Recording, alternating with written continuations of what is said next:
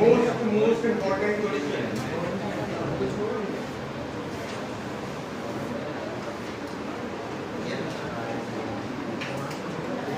देखिए 3 point charges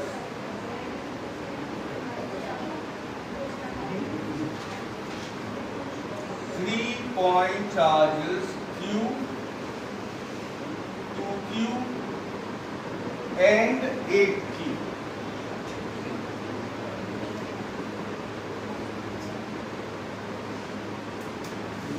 are placed on 9 centimeter long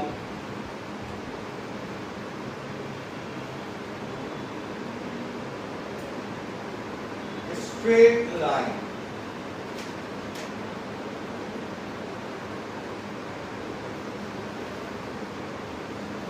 in such a way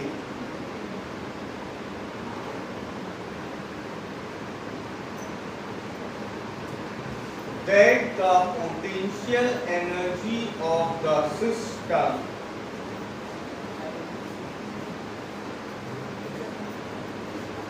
is minimum.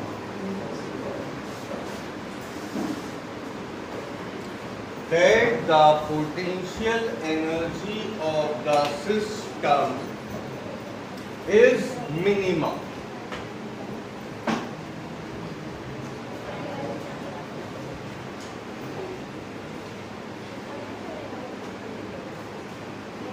Find the position of charges. Find the position of charges. बहुत अच्छा question है, बहुत कम लोग इसे attempt कर पाते हैं। देखिए बेटा, हमारे पास जल्दी बातचीत नहीं, हमारे पास एक 9 सेंटीमीटर लॉन्ग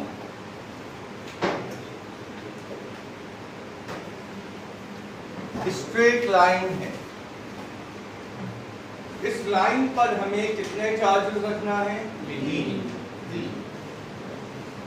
इन 3 चार्जेस को हमें इस तरह से रखना है कि जो सिस्टम बनकर आए उसकी पोटेंशियल एनर्जी मिनिमम हो। बस यही है कंसेप्ट। ए, बी और सी कहां कौन सा चार्ज रखा जाए कि जो सिस्टम बने उसकी पोटेंशियल एनर्जी मिनिमम। कोई बताएगा?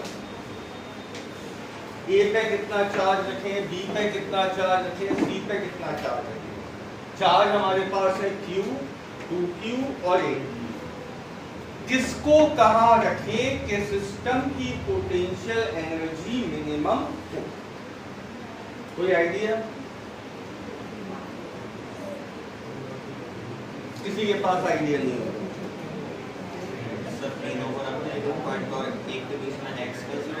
हमें ऐसे रखना है कि सिस्टम की पोटेंशियल एनर्जी मिनिमम आए।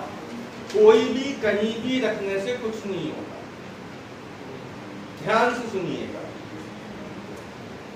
पोटेंशियल एनर्जी का फॉर्मूला होता है कि Q1 into Q2 upon R।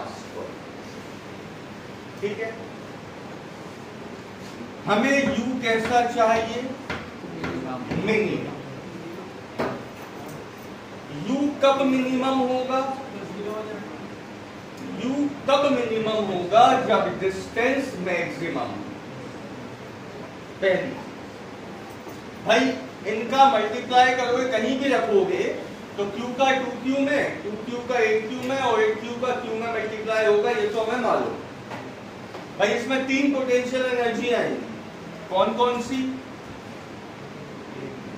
UAB, UBC और UC। ये तो कंफर्म है। अब इनका सम कैसा आना चाहिए? मिनिमम। ये आपको कहा गया। तो U कब मिनिमम आएगा? ध्यान से सुनिएगा। आप कहीं भी चार्जेस रख दो, Q1 का मल्टीप्लाई Q2 में जरूर होगा। मतलब Q का 2Q में एक बार मल्टीप्लाई जरूर होगा, 2Q का 8Q में जरूर होगा, और 8Q का Q में। कहीं भी रखो, तो तीन पोटेंशियल एनर्जी। अब हम इन्हें कैसे रखें कि पोटेंशियल एनर्जी मिनिमम आए? इससे तो कोई फायदा नहीं हो रहा, कहीं भी रखोगे मल्टीप्लाई हो जाए। तो अब हम दिमाग किस पर लगाएंगे? ठीक, ये बताओ इनमें से किसका मल्टीप्लाई करने पर U मैक्सिमम आएगा? मैक्सिमम इन्हीं का मल्टीप्लाई करने पर आएगा। तो हमें इसी को सबसे कम करना होगा, इस पोटेंशियल एनर्जी को सबसे कम करना होगा। ये सबसे कम कब होगी? जब उनके बीच में गैप सबसे ज्यादा। आई बात समझ में या नहीं है? फिर सुन, मान लो हमने यहाँ Q रख दिया, यहाँ 2Q रख दिया, यहाँ 8Q रख दिया। तो UAB में 2Q का Q में मल्टीप्लाई होगा, UBC में 2Q का 8Q में, UCA में Q का 8Q। सबका मल्टीप्लाई एक एक बार हो गया। यानी कि U की वैल्यू Q1 इंटू Q2 से तो हम चेंज नहीं कर पाएंगे। हम किससे चेंज कर पाएंगे? R। तो हमने देखा कि सबसे ज्यादा U कब आएगा? जब 2Q का मल्टीप्लाई 8Q में। अगर इनके बीच का गैप हम सबसे ज्यादा कर दें तो पोटेंशियल एनर्जी सबसे कम होगी। इसका मतलब 100% 2Q और 8Q कॉर्नर पे है। समझ में आ रही बात? भाई 2Q इंटू 8Q तो होना ही होना था। R जब मैक्सिमम हो जाएगा तो U अपने आप मिनिमम हो जाएगा। ठीक, तो हमने 2Q into Q 2Q square, 8Q square और 16Q स्क्वायर। सबसे ज्यादा पोटेंशियल एनर्जी किससे आ रही थी? 16Q square. उसको हमने मिनिमम कैसे किया? Distance maximum. इतना आपकी समझ में आया? तो सबसे पहले ये कंसेप्ट है,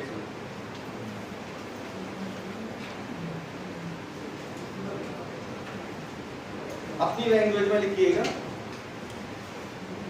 Each charge will multiply with another charge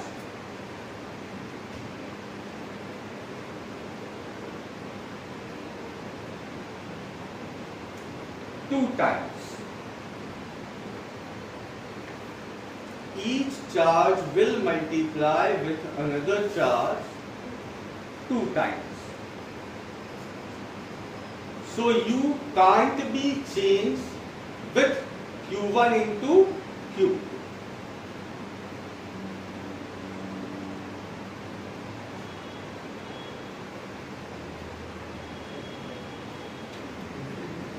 U can't be changed by Q1 into Q. आगे देखो, मैक्सिमम पोटेंशियल एनर्जी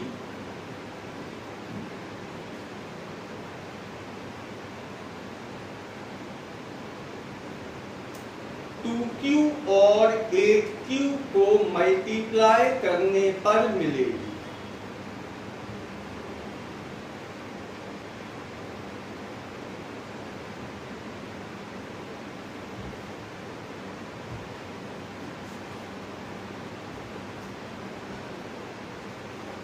इसे मिनिमम करने के लिए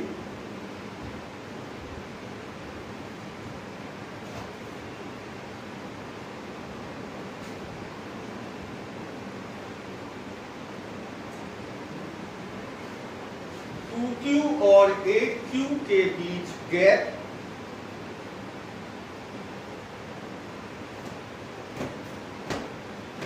मैक्सिमम लेना होगा।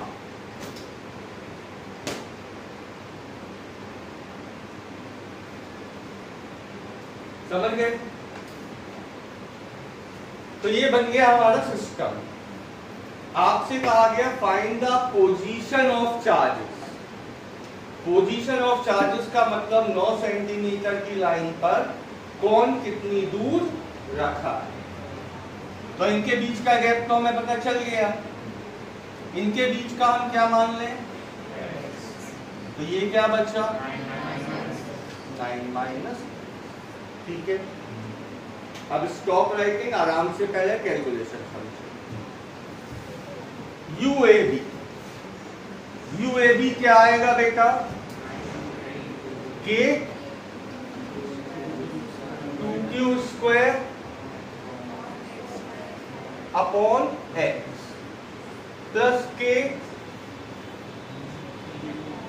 8q square upon 9 minus x plus के 16q स्क्वायर अपॉन 9। इतना आपकी समझ में आए? कॉमन क्या मिल रहा पूरे में?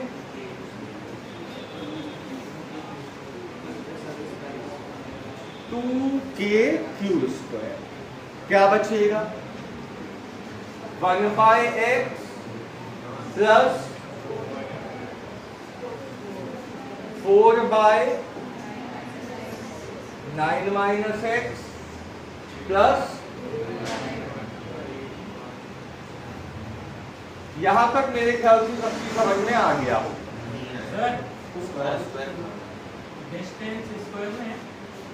नहीं बेटा, K Q1 Q2 by R you का फॉर्मूला।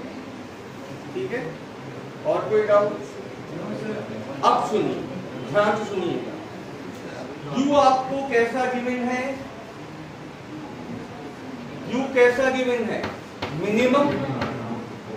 मैथ्स में जब कोई फिजिकल क्वांटिटी मिनिमम होती है, मिनिमम मतलब कांस्टेंट, तो उसका डिफरेंशिएशन 0 होता है।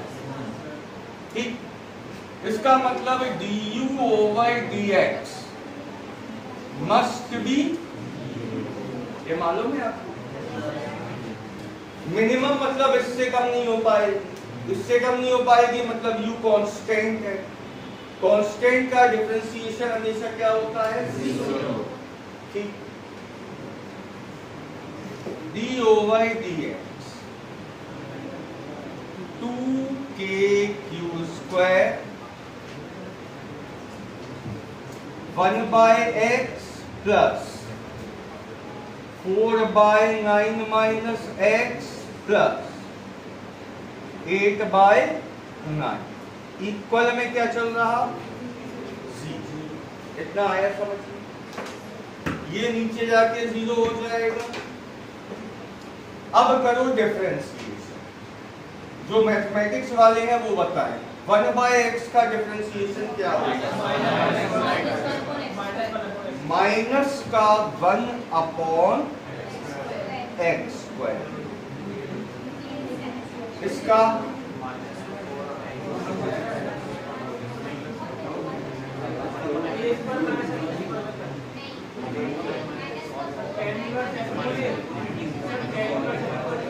मुझे मैथमेटिक्स नहीं आती, आप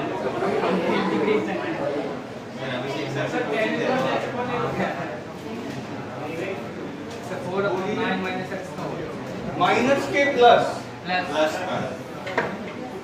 4/9 माइनस एक्स का। बायो वालों की मजबूरी है, उन्हें ये याद करना। ये मैं समझाऊंगा तो पूरा पीरियड इसी में निकल जाएगा। बेटा ये माइनस का नहीं होगा, ध्यान से देखो। 9 माइनस एक्स का होगा।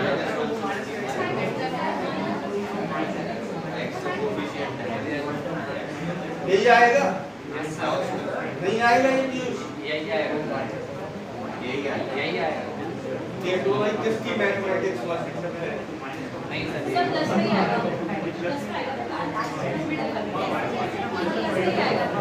यही आएगा, करके बताएं। बेटा 9 माइनस एक्स को ऊपर ले जाओगे माइनस में आएगा, फिर माइनस एक्स का होगा -1, तो माइनस माइनस हो जाएगा प्लस। 8/9 0, क्योंकि इसमें एक्स नहीं। इक्वल में क्या आया? इतना समझ में आया? कैसे सॉल्व करेंगे इसे? 1/x का whole square equal 2/9 minus x का होल स्क्वायर। बात ठीक है? ये क्लियर? 4 को हमने लिख लिया 2, 9 माइनस एक्स का होल स्क्वायर कर दिया। काटा पीटी करने के बाद क्या आया? तो कुल मिला के x आ जाएगा 3 सेंटीमीटर। क्लियर? कोई डाउट? कर लीजिए इसको।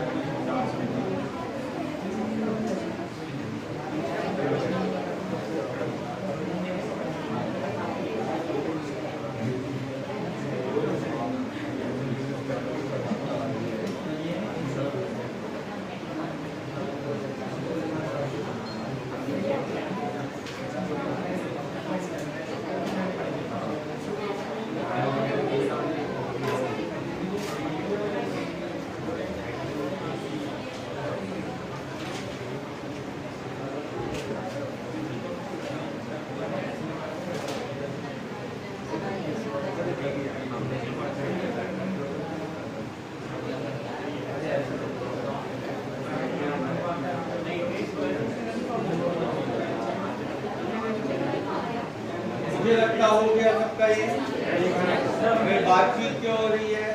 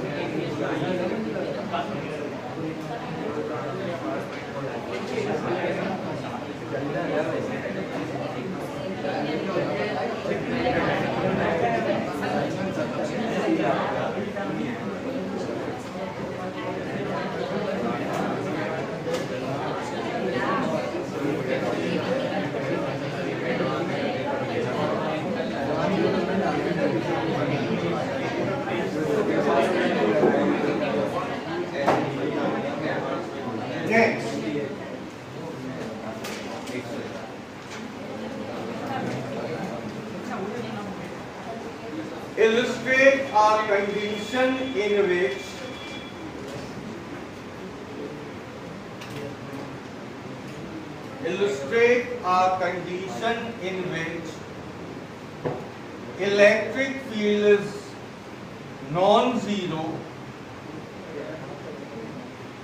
Electric field is non-zero, but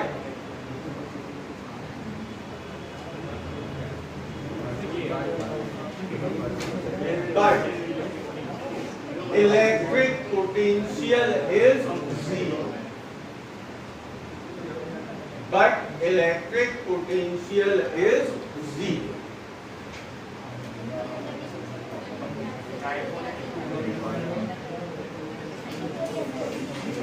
देखिए बेटा,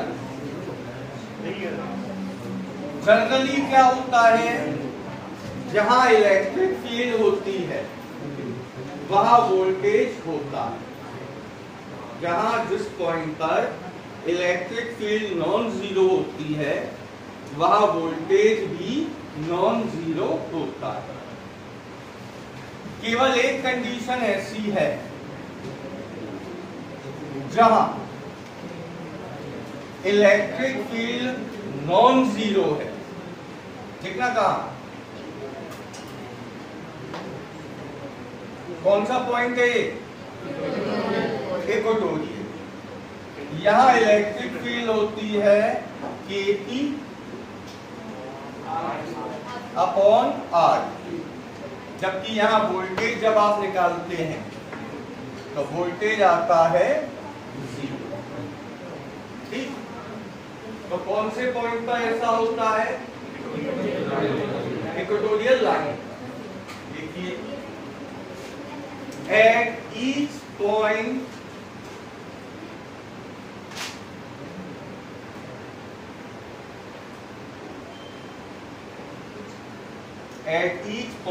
on equatorial position of a dipole,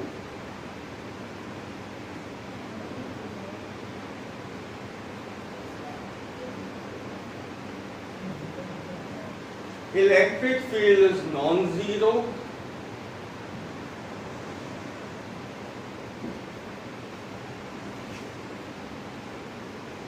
while voltage is 0.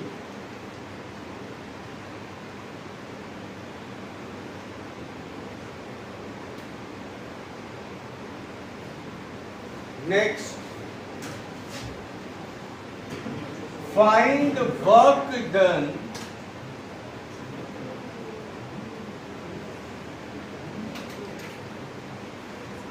to shift a test charge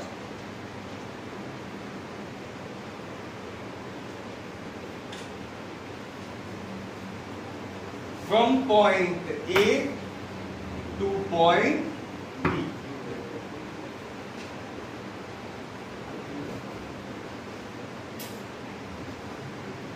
कोई बताएगा answer? Work done to shift the test charge from point A to point B. 0. क्यों?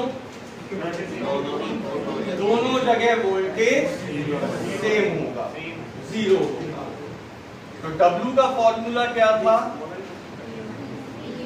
Q VA minus V।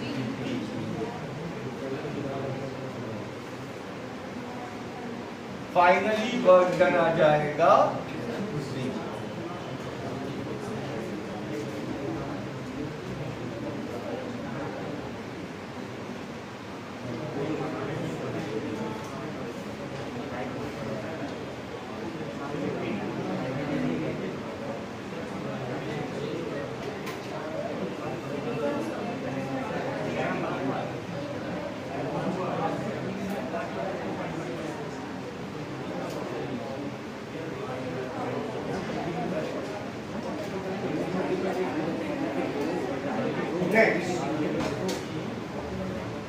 Why electric field lines are always perpendicular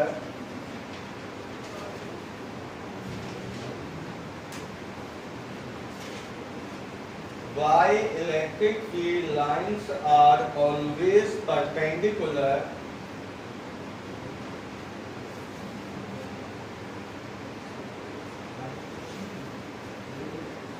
on a conducting surface? Why electric field lines are perpendicular on a conducting surface? ये question मैं आपको पहले भी करा चुका हूं, तब इसका आंसर मैंने दूसरा लिखवाया था, आज दूसरा लिखवाऊंगा। जो आपको पसंद आया वो लिख सकते हो। पहले समझिए बेटा क्वेश्चन क्या है, देखिए। ये है एक कंडक्टर।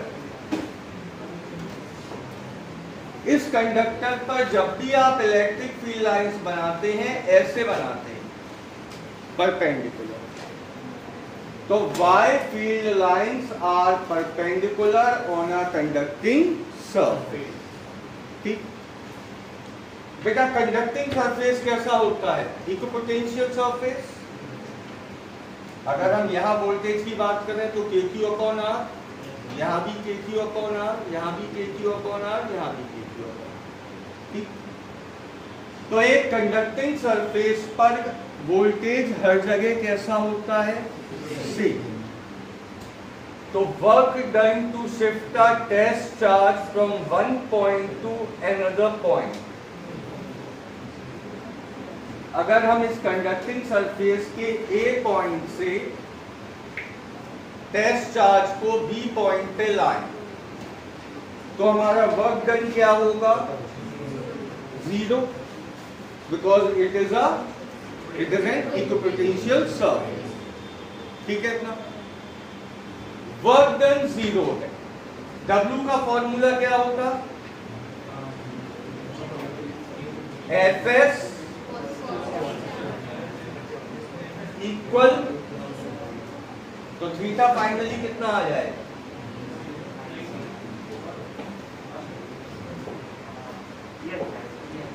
आएगा 90। Hence the lines are always perpendicular on equipotential surface. Clear? आप इसे थोड़ा सा और ब्रीफ करेंगे। यहां लिखेंगे आप K capital Q by R, यहां भी K capital Q by R, तब आएगा आपका W इक्वल 0। फिर आप लिखेंगे Fs cos theta equal 0, theta 90। Clear है ये?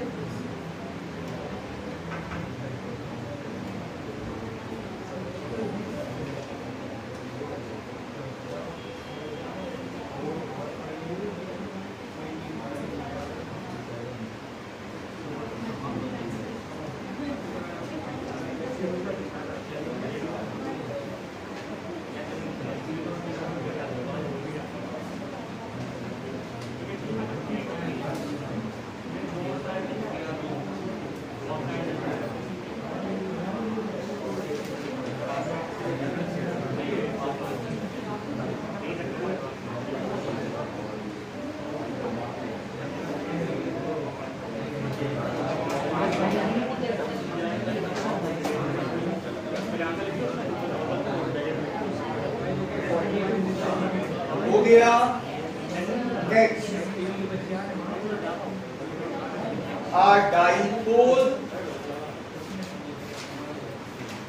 dipole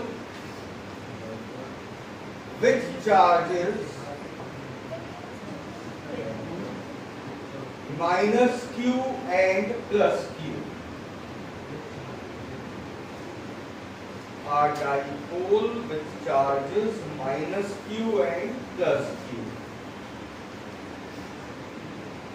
located at point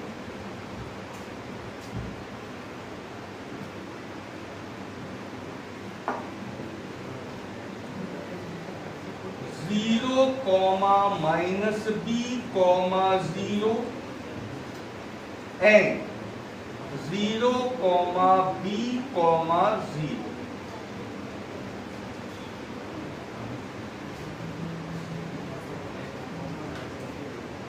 Is present in uniform electric field.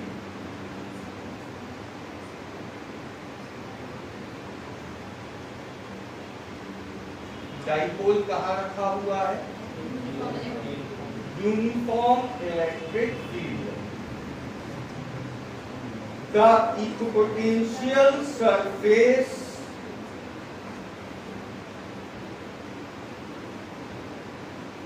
of this field are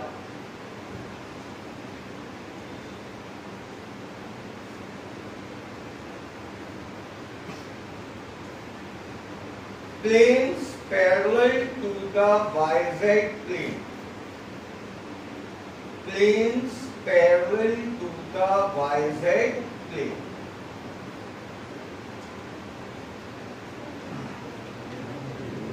What is the direction of electric field?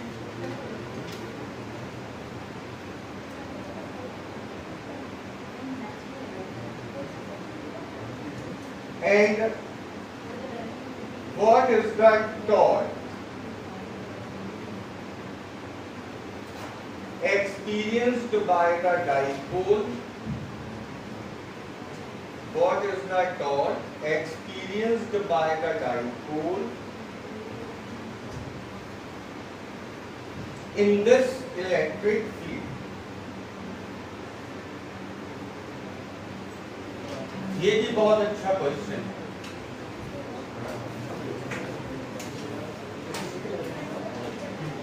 इसमें main game है diagram का।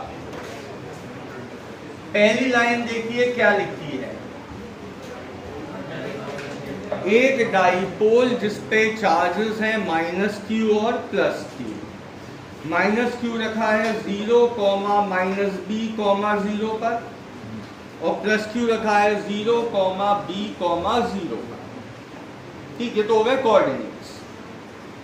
अब क्या कहा गया इसके बाद, डाइपोल रखा कहाँ है, इलेक्ट्रिक फील्ड। हमें नहीं पता है इलेक्ट्रिक फील्ड कहाँ है, x एक्सिस के लॉन्ग है, y एक्सिस के लॉन्ग है या z axis.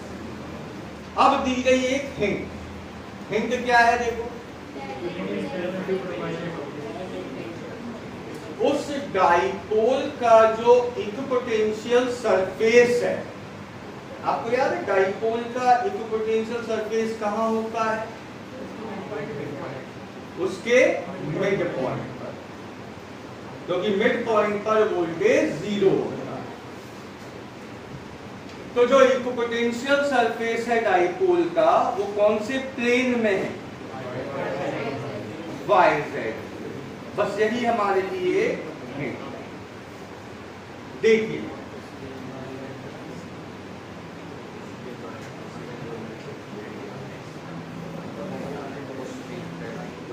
X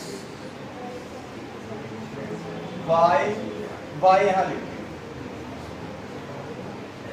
Z। Dipole का इक्विपोटेंशियल सरफेस कौन से प्लेन में है, Y। मतलब इस तरह से कोई एक इक्विपोटेंशियल सरफेस है।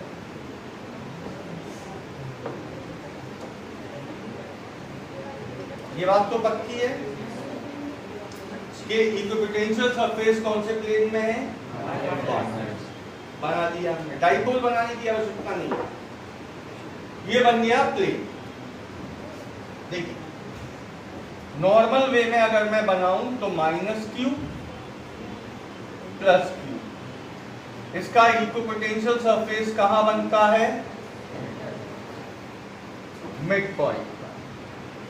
ठीक, तो फिलहाल ये बन गया क्या, इक्विपोटेंशियल सरफेस। ठीक,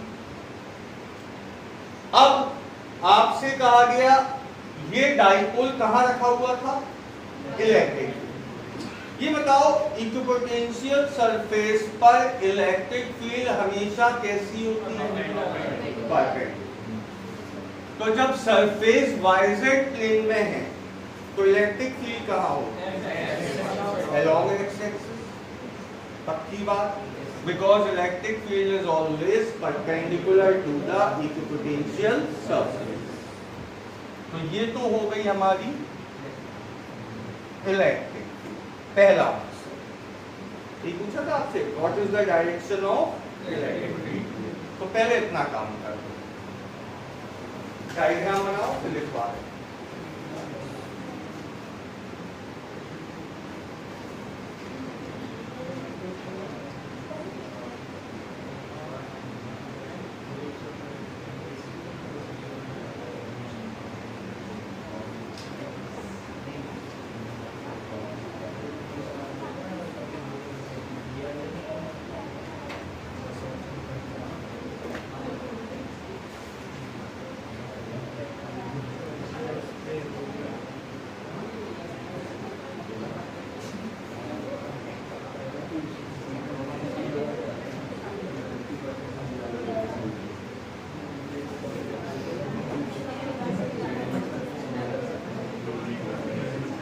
बन गया। Equipotential surface is in YZ plane.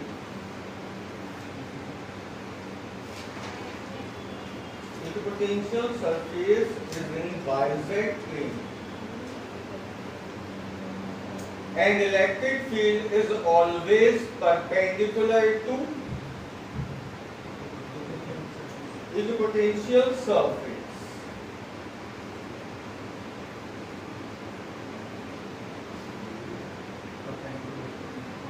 Hence,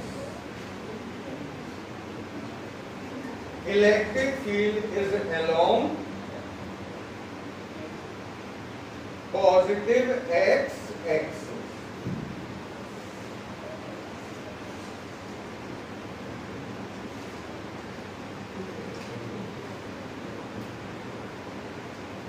ये तो हुई एक बात। अब दूसरे पार्ट में क्या पूछा गया? टॉर्क एक्सपीरियंस्ड बाय द, देखिए यही पे बता देता हूं। अब ये सरफेस हम हटा देंगे, इसका काम खत्म। वाई एक्सिस पर दो चार्जेस रखे हुए हैं, माइनस क्यू कहां रखा हुआ है बेटा? 0 प्लस क्यू रखा है 0, B, 0 पर, और माइनस क्यू रखा है 0, -B, 0। तो ये बन गया अपना डायपोल। इसको हटा दें, इसका काम नहीं है, ठीक है। इसका डाइपोल मोमेंट कहां होगा? Negative to positive. तो P और E के बीच में एंगल कितना बना हुआ है? 9। आपसे पूछा है टॉर्क। टॉर्क का फॉर्मूला थीटा कितना लेंगे हम? P को क्या लिखेंगे? डिस्टेंस कितनी होगी बेटा?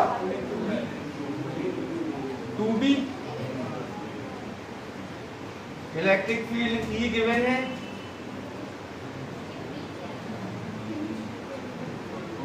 समझ में आएगा? तो क्या बन के आ जाएगा? 2EQE।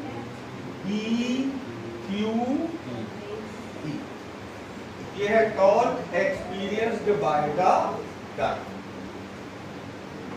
बना लीजिए इसको डायग्राम के साथ।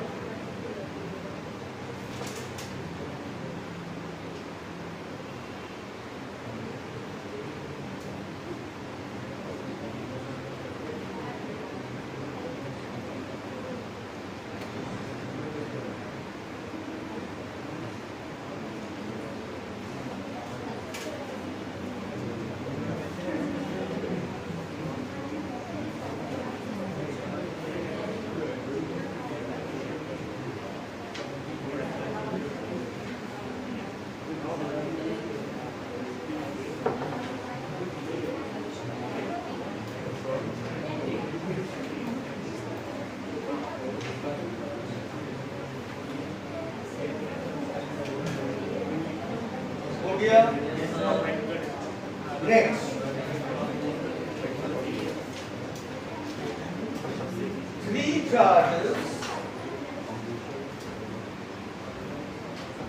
3 charges minus q small plus q capital and minus q small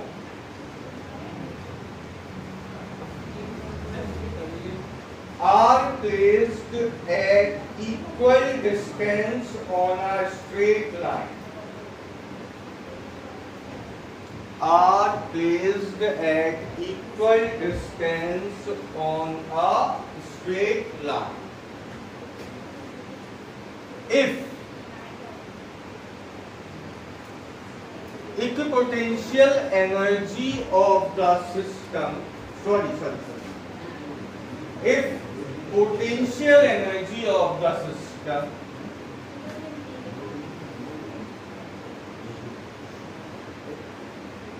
is 0,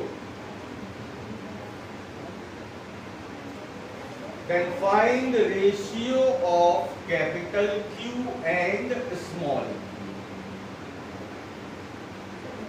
then find the ratio of capital Q and small q.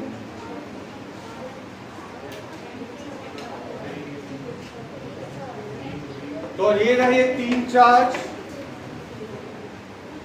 A, B और C, कैसी डिस्टेंसेस पर हैं? मतलब ये x तो ये भी x। इस पूरे सिस्टम की पोटेंशियल एनर्जी कितनी है? 0। UAB plus UBC plus UC कितना है? 0। ठीक है। UAB की जगह क्या लिखूंगा मैं? K minus Q capital Q by X plus K capital Q minus Q by X plus K minus Q क्या हो जाएगा? Q square by 2x equal में 0। सॉल्व करके रेशियो निकालिए कैपिटल Q और स्मॉल q का।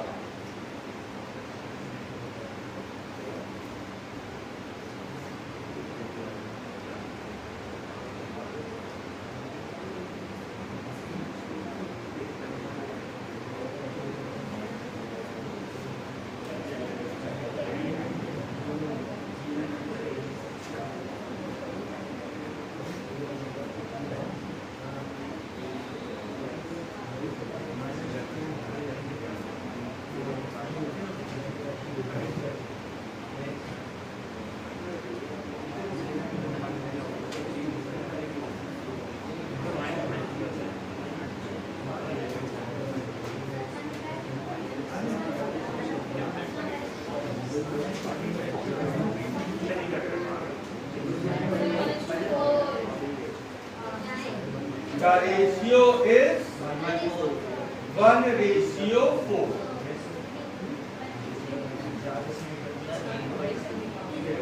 Next,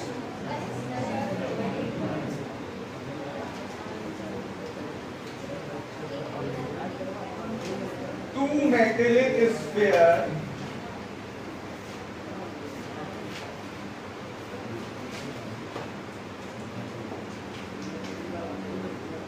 of radius capital R and small r. Sorry, capital R and 2r.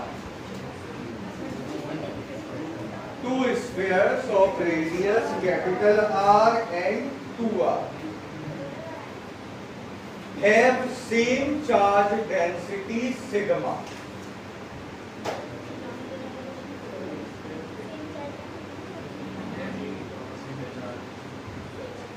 Have same charge density sigma.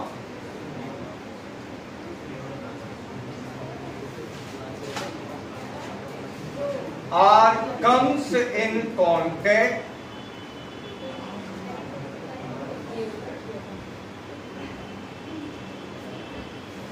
and then separate. What will be the new charge density of each?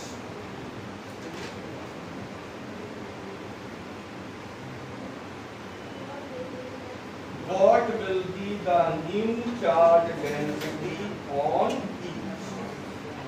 बहुत अच्छा question है ये।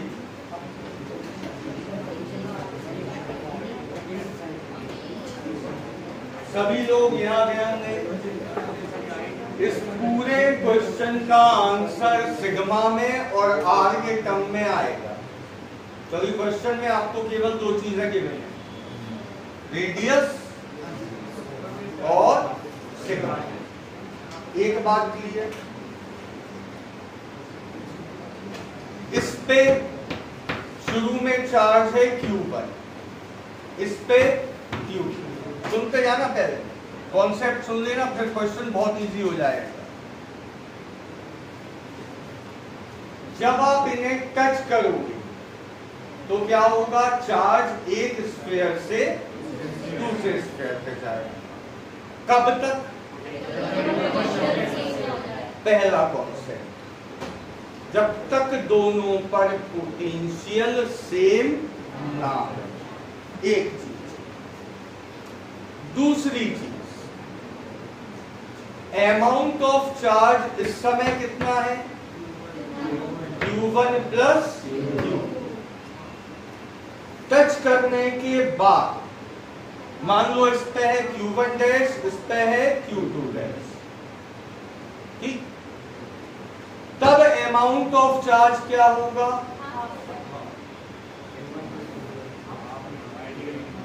मतलब charge आधा बचेगा, charge तो conserve होता है। अगर टच करने से पहले इनका सम है 50, तो भले ही एक से दूसरे पे चार्ज ट्रांसफर हो जाएगा, लेकिन सम अभी भी कितना रहेगा, 50। ये क्वेश्चन दो कॉन्सेप्ट से होगा। पहला, टच करने के बाद भी charge will remain, no, charge will not remain same, sum of the charge will remain same। जितना एडिशन करने पे चार्ज पहला था उतना ही ऐड करने के बाद भी उतना ही है, टच करने के बाद भी एडिशन सेम। दूसरा कंसेप्ट, टच करने पर दोनों पर वोल्टेज कैसा हो जाएगा, ठीक। तो कंसेप्ट लिख लीजिए पहले।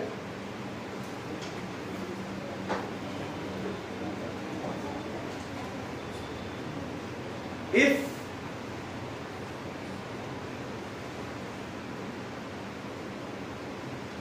before charges are Q1 and Q2,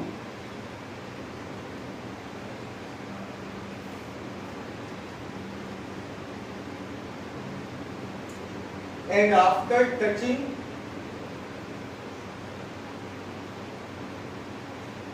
charges are Q1 dash and Q2 dash, then according to conservation of charge,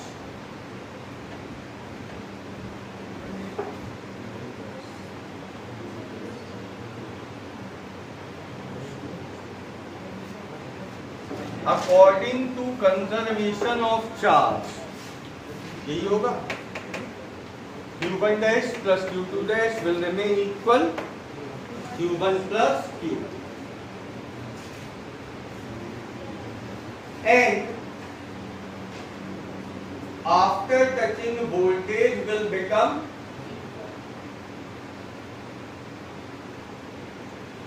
equal on each charge, each sphere become equal on each sphere।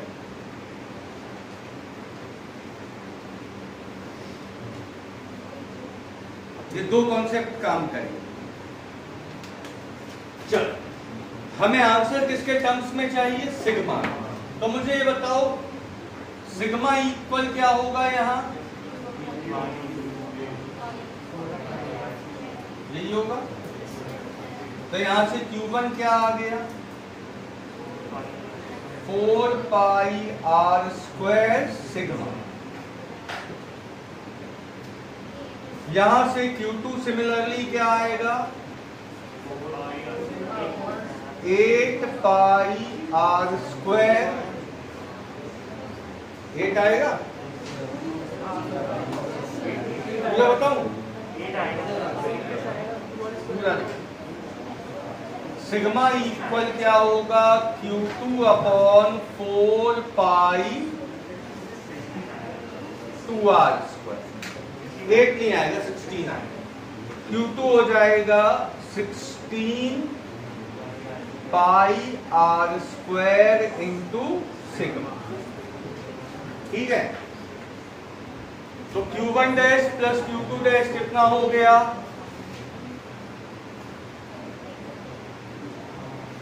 20 pi R square sigma. कोई दिक्कत यहां तक किसी को? हमारा answer तब तक नहीं आएगा जब तक हमें Q1 डैश ना मालूम हो और Q2 डैश। क्यों? सुन लो, हमसे पूछा गया find new surface charge density. New surface charge density क्या होगी? Q1 dash upon 4 pi R square और दूसरे पर Q2 डैश अपॉन 4 पाई 2r का होल। तो हमें किसकी वैल्यू पता होनी चाहिए? Q1 डैश और Q2 डैश। ये कैसे पता चलेगी? सेकंड कंसेप्ट लगाएं। सेकंड कंसेप्ट क्या कहता है कि V1 will equal after touching. तो V का फॉर्मूला K अपॉन यहां K अपॉन 2r। ठीक, तो Q1 डैश इक्वल क्या आ गया या Q2 डैश इक्वल क्या आ गया? Twice of Q1 dash. इसे हम यहां रखेंगे। पहले इतना काम कर लीजिए।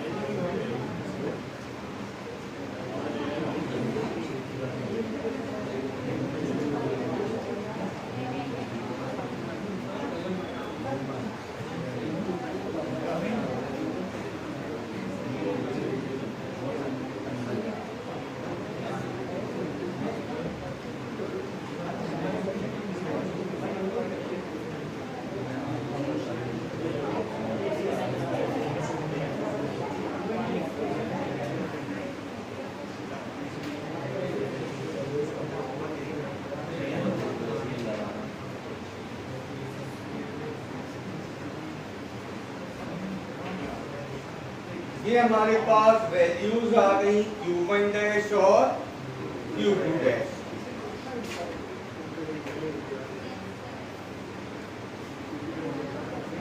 हमसे पूछा गया है न्यू सरफेस चार्ज डेंसिटी।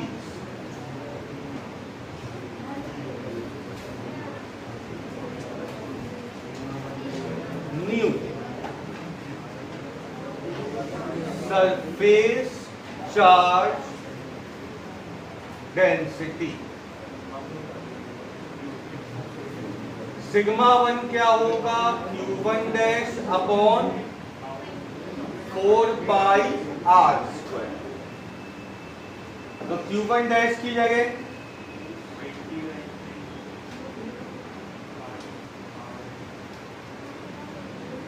ये Q1 डैश हो गया, अपॉन में ऑलरेडी क्या चल रहा? 4 पाई आर स्क्वायर।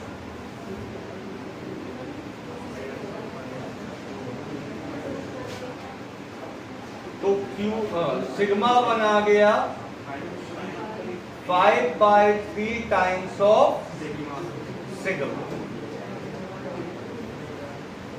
इसी तरह सिग्मा 2 आएगा Q2 डैश अपॉन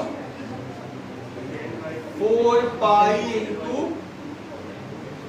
2r का square.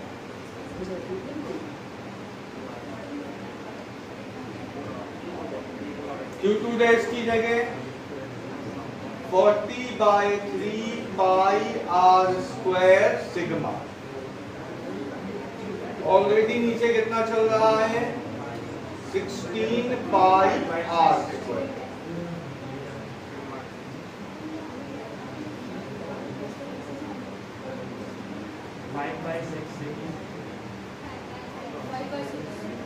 Five by 6 times of sigma. ये आपके आंसर।